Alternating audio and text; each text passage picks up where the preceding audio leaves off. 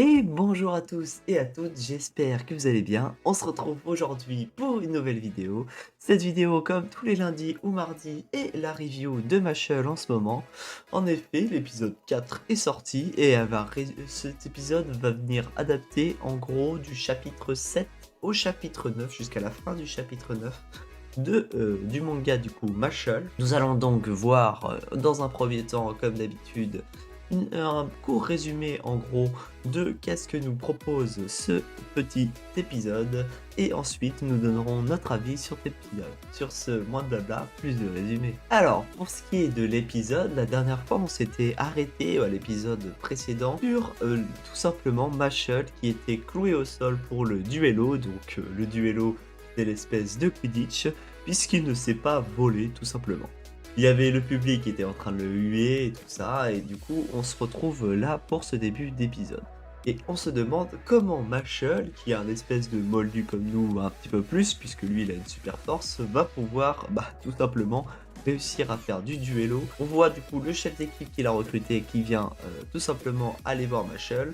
Il lui demande mais qu'est-ce que tu fais clouer au sol, pourquoi tu fais pas, t'as pas toute ta fougue de la jeunesse un peu à la Rock Lee. Et Mashle est là en mode c'est pas que je veux pas, c'est que je vous l'ai dit, je sais pas voler. Et tout simplement le chef de duello lui fait un grand discours pour le motiver, tout le monde est là, ah il va y aller et tout. Sauf que Mashle forcément il ne peut rien faire. Mais là on voit un gars de l'équipe ennemie qui vient le bousculer, qui manque de fair play et tout, et qui fait partie, contrairement à ce chef d'équipe, des personnes qui disent que pour gagner, tous les moyens sont bons. Voilà, donc ça montre deux visions complètement qu'on peut voir dans le sport actuel de nos jours, qui est d'un côté celui qui est prêt à tout pour gagner, et on peut voir par exemple dans certains sports que le dopage est utilisé alors que normalement c'est interdit, et c'est un moyen de gagner facilement, tant que c'est pas détecté. Un moyen facile d'accroître ses capacités là où on a justement des niveaux qui sont plutôt équivalents dans les niveaux professionnels. Et de l'autre côté, du coup, le chef d'équipe qui vient de se faire bousculer et casser un bras et qui va pas pouvoir participer. Du coup, les gens de l'équipe en face se disent bon, on a gagné face à ce dortoir parce que de toute façon, ils ont deux personnes clouées au sol à ce moment-là. Et c'est à ce moment-là que on voit Mash qui va du coup rentrer en action grâce à un détail très précis que vous allez voir tout de suite. On voit Mash justement qui sert très fort son poing sur son balai avec les veines qui ressortent, et même le chef du coup de son équipe, de son dortoir, le voit, et c'est là où on voit que ça va devenir sérieux. En plus de ça, moi qui ai lu les chapitres, ça fait très longtemps que j'ai pas vu ces chapitres, il y a plus de 100 chapitres maintenant sur Mashle, et je me souvenais plus du tout de ce qu'il avait fait pour gagner, je savais juste qu'ils avaient gagné à Plateforme. Et du coup on voit Mash qui s'envole, et on voit Mash, on est là tout le monde choqué en mode oh il vole, finalement il s'est volé et tout, et là on est en mode mais what the fuck, qu'est-ce qu'il a fait? Et là on voit il est en train de battre des pieds pour rester sur place, c'est tellement drôle, je trouve ça tellement drôle. Du coup, il vole en soi, il vole, c'est juste qu'il bouge vite ses pieds. Ensuite, du coup, par la suite, il demande une passe, et c'est là que c'est encore plus drôle parce que, tout simplement, il va venir, ils avaient un retard de fou, et lui, il va venir marquer un but avec une force surhumaine. Il va faire un lancer qui a une force surhumaine, donc ça ramène un but en plus. Les gens disent, ils ont toujours du retard, ils vont pas pouvoir gagner. Sauf que c'est là que justement on voit la force de Mage, c'est qu'il avait déjà pensé à tout. Et du coup, il avait fait ce qu'on appelle un top spin, si je dis pas de bêtises. C'est en gros quand tu viens mettre un effet en frottant sur la balle. Donc là, il va le faire avec ses deux doigts, que ce soit en tennis de table ou justement là. Et ce qui permet en gros de mettre une rotation sur la balle. Normalement, c'est une rotation qui se fait par exemple en tennis de table sur la table. Après que c'est touché la table, ça va venir inverser la rotation pour que ça change de direction. Et là, ça va du coup faire un effet de malade qui va venir revenir en arrière. Avec sa force surhumaine, il peut le faire avec l'air. Et ce qui va lui permettre de récupérer la balle plusieurs fois. Et en gros, il va marquer en boucle comme ça jusqu'à péter le record et aller jusqu'à 999. Ce qui est hilarant, parce qu'en gros, il fait le match tout seul, quoi. Et du coup, le problème, c'est qu'il va voir que le résultat de cet acte sauve son équipe, et que en aidant les autres, des fois, il n'y a pas que des bonnes conséquences. Enfin, en tout cas pour lui, puisqu'il veut vivre sa vie tranquille et tout. Et là, en gros, il voulait vivre sa vie tranquille, et Finn le laissait un peu tranquille. Et en gros, on voit du coup dans la scène d'après que le chef de l'équipe de duello va le coller pour pouvoir s'entraîner, et que en plus, bah, la meuf qu'il avait sauvée enfin, à l'épisode 2, et du coup au chapitre 2 ou 3, dans le labyrinthe, va également le coller parce qu'elle est tombée amoureuse. On sait pas trop si c'est c'est l'effet héros ou si elle est vraiment tombée amoureuse, pour du coup l'aider à étudier, puisqu'il a des mal avec l'étude magique, puisqu'il a pas de magie tout simplement. Donc là on entre dans la deuxième partie de l'épisode, où on nous introduit un nouveau personnage. Le nouveau personnage, c'est Lance Crow. Donc c'est un personnage du coup qui va être important par la suite, puisqu'il va continuer à être dans l'entourage de Mash pendant tout le reste de l'œuvre. Et Lance Crow, pourquoi c'est important qu'il y ait l'introduction de ce personnage, puisque c'est en gros un sorcier qui est très fort, et on va nous introduire par la suite en gros ce qui est les mages avec deux traces. Et en gros les mages avec deux traces, c'est des mages qui sont par 100 000. il peut y avoir une personne par 100 000. qui a ces deux traces, et en gros les traces définissent la puissance d'un mage, et le fait qu'ils ont deux traces montre qu'ils ont une puissance magique hyper élevée. Et du coup on va nous introduire grâce à cette personne ces mages à double marque. Et justement, il va lui proposer de faire un match contre lui, mais en fait pas en lui laissant le choix, puisqu'il va utiliser un artefact pour enfermer ses potes, et lui proposer du coup d'aller se battre à l'arrière. On voit quand même que Lance Crow, même s'il utilise cette méthode un peu malsaine, on va dire, un peu mauvaise méthode, on peut voir qu'il a pas un mauvais fond, puisque tout simplement on voit qu'il propose un échange en gros de ce qui s'appelle les pièces d'argent. Donc c'est ce qu'ils ont gagné pendant leur truc. Lui il en a deux, et Mash il en a une.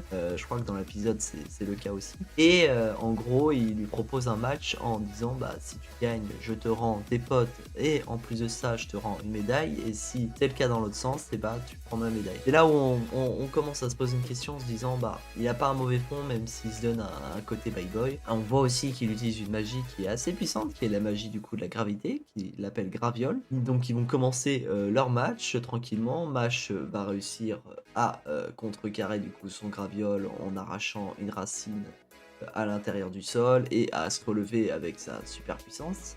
Il va devenir en plus de plus en plus rapide, ce qui va mettre en difficulté Lance. Sauf que Lance, qui commence à voir qu'il n'a pas tous les moyens, va se dire j'ai pas d'autre choix, et va vouloir faire tomber la fiole dans une falaise pour la faire tomber, et la faire tomber avec Graviole, et pour que attaquer Mash par derrière et lui dire je suis désolé, mais j'ai pas le choix, si je veux te battre il va falloir que je sois déloyal, c'est comme ça. Sauf que là on a Mash qui enlève sa veste, qui devient sérieux.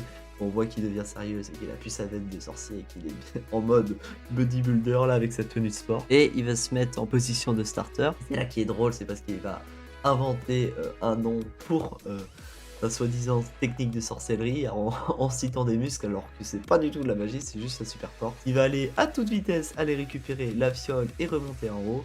Et c'est là qu'il va dire que en fait il veut juste qu'il abandonne, il veut pas continuer le combat, puisqu'il sait qu'il a pas un mauvais fond, puisque sinon il aurait pas lancé la mauvaise fiole. En gros il a lancé une fiole vide en haut de la falaise, qui montre que il veut pas utiliser des méthodes, des mauvaises méthodes, et qu'il a pas un mauvais fond. Du coup Lance par la suite va arrêter ce match, mais va quand même donner une pièce d'argent à Mash, puisque tout simplement, et il a dit que c'est lui qui avait proposé ce duel. Il faut pas oublier un truc très important de l'épisode, qui caractérise mais vraiment beaucoup Lance Crow, et qu'on va voir pendant tout le reste de l'œuvre. C'est que un moment pendant l'épisode, on a du coup le pendentif de Lance Crow qui tombe, et qui va du coup révéler la personnalité un peu décalée de Lance Crow, qui est une personne que je trouve très stylée, qui est très puissante et tout, et qui a du flow, mais qui à côté va être un fan hardcore, mais vraiment hardcore, de sa petite sœur. Qui prend soin de lui, et qui du coup le kiffe parce que il prend soin des autres tout simplement. Et ça m'a fait beaucoup penser à un personnage dans Black Clover que vous pourrez voir ici, qui fait partie du coup des taureaux noirs. Voilà, ça m'a fait beaucoup marrer, et puis ça me pensait directement à ça. Voilà pour ce qui est du coup résumé de l'épisode. Maintenant on va passer du coup à mon avis sur cet épisode là. Pour cet épisode on va commencer par quelque chose que je n'avais pas parlé du coup aux épisodes précédents, mais qui faisait partie de l'animation, et c'est en fait le fait que pour donner une accentuation en gros à l'humour, ils utilisent les caractères, des gros caractères, des gros canas il utilise dans le manga, mais ça, c'est pas utilisé dans dans toutes les animations d'animé. On sait que dans JoJo, c'est beaucoup utilisé, mais c'est pour utiliser pour donner de l'intensité en gros au coup, ce genre de choses. Là, ce que je trouve hyper bien, c'est qu'ils ont mis ces caractères pour accentuer l'humour et je trouve ça, hyper drôle. Le fait par exemple que quand il bouge ses jambes de toute vitesse, comme vous pouvez le voir sur l'image, à présent là, il y a les caractères pour montrer qu'en gros c'est en train de bouger et je trouve ça vraiment, vraiment bien, qu'ils aient mis ça pour, accentuer l'humour et franchement c'est un truc de l'animation que je trouve hyper bien. Autre truc cool, mais qui est plus spécifique à cet épisode, c'est que, dans les mangas forcément c'est une image fixe et quand on voit, du coup Lancero, lire le chapitre, on voit pas que c'est animé à l'intérieur et je trouve ça hyper bien que, là ils aient adapté puisqu'on est dans une école de magie et un peu comme dans Harry Potter. Et à l'intérieur du journal, on voit, justement que quand il y a l'interview de Mash, on voit les personnages bouger et ça j'ai trouvé ça vraiment bien qu'ils aient adapté de cette façon. Autre chose liée spécifiquement à cet épisode, c'est que j'aime bien que, il y a encore l'humour un peu décalé de Mash avec le fait que quand Lance lui propose, du coup un espèce de jeu, lui il comprend pas que, c'est un combat, mais qui lui dit: «On va faire un cache-cache». Ça, j'ai trouvé ça drôle qu'il y ait ce décalage. Et autre chose, c'était aussi le rajout qui a été fait, sur cet épisode. On a eu un petit rajout, on a eu un petit passage sur, du coup, le pépé et le policier qui s'inquiète pour Mash et le policier qui fait semblant, du coup, de pas s'inquiéter pour Mash et qui dit: «Non, non, je m'inquiète, pour ma position sociale» et que, au moment où, du coup, Lance avec son graviole, va créer, du coup, l'arène, j'ai trouvé bien qu'ils aient fait ce rajout. Ça apporte un côté où, justement, ça nous rappelle en gros, les priorités de Mash et ce qui lui est le plus important et ça rajoute une petite dose d'humour, un peu décalé où on voit du coup ce rajout avec, ces 2 personnes-là, à l'intérieur de l'épisode. Autre chose qui est, très important et c'est la première fois où on voit Mage du coup avec sa tête un peu niaise et j'ai trouvé ça hyper bien qu'il ait utilisé qu'à ce moment-là. C'est quand, du coup Mage découvre que, Monsieur Crow, du coup, est fan de sa sœur et il voit le pendentif avec sa sœur. Il le prend pour un pédophile.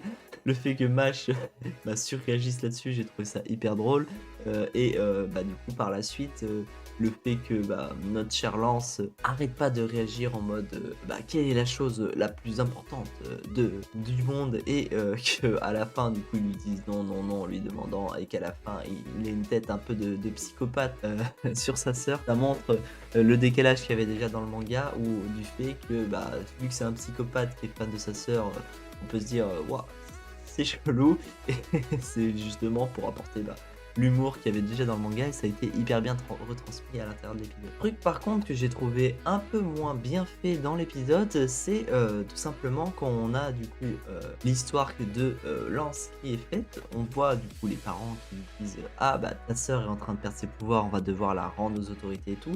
Dans le manga, comme vous pouvez le voir, on peut voir que les parents ont des traits grossis, un peu noircis au niveau des yeux, ce qui est très utilisé dans le manga ou dans l'animé de SNK, Shingeki no Kyojin, vous l'appelez vous l'appelez comme vous voulez, pour montrer en gros le fait que les parents ont un trait un peu grossier, que ils ont pas le choix et que c'est ce qu'il faut faire. Et ça n'a pas été réutilisé dans l'animé. Là, vous pouvez voir que dans les images tout court de Mashle que les parents ont des traits plutôt classiques. Il n'y a pas eu de noirceur au niveau des yeux, ce qui rend leur action, je trouve, et ce qu'ils disent pas aussi important qu'on le croit.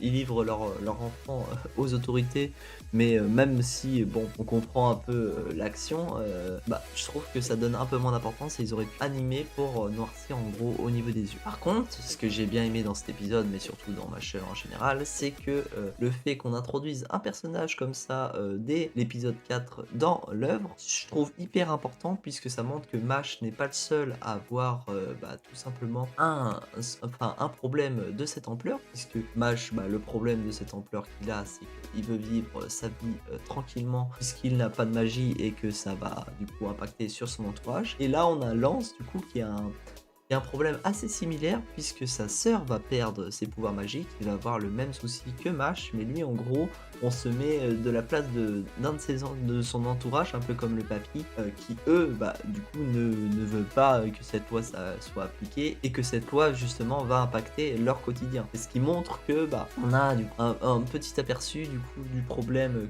qu'a Mash et du problème que pourrait avoir son entourage et du coup qu'a Lance du coup à ce moment-là. Et bien en plus, c'est que Lance ne prend pas Mash pour le moment au sérieux dans sa quête pour devenir élu divin, puisque pour lui, il connaît pas ses raisons et pour lui, ça n'a aucune importance parce que la sienne, bah, c'est l'application de sa loi et la mort de sa sœur. Et c'est vraiment une importance bah, qui est vraiment au-dessus. Mais ce qui est bien, c'est que du coup, il va apprendre à le connaître et plus tard, il verra que bah, leurs objectifs, au final, sont à peu près liés. Bon, comment ne pouvons pas poursuivre du coup cette review en parlant du coup de ce moment important où Mash va utiliser cette technique hyper drôle là, de super jambes et tout. Et c'est là où du coup, ils ont remis cette OST hyper important, cette OST qui montre que Mash est sérieux. Donc il y a deux aspects qui montrent que Mash est sérieux et ça, je trouve pas très bien qu'il l'ait mis dans l'animé. C'est le fait qu'il enlève sa veste, donc on voit qu'il enlève sa veste, et le fait qu'on entend cette OST et qu'il ait des traits un peu plus sérieux, les yeux un peu plus jaunes, et ça c'est vraiment bien qu'ils l'ont laissé. On voit du coup Mash qui va à super vitesse aller récupérer le flacon, et une fois plus que j'ai suré dans cet épisode, c'est qu'ils ont aussi bien appuyé sur le fait que bah, une fois que Mash a fini ses fioles, donc l'OST a été hyper bien utilisé, et une fois que Mash a enlevé cette fiole, on le revoit plus tard du coup avec son entourage qui sont encore plus fans de lui, et c'est là qu'on voit que bah, les actes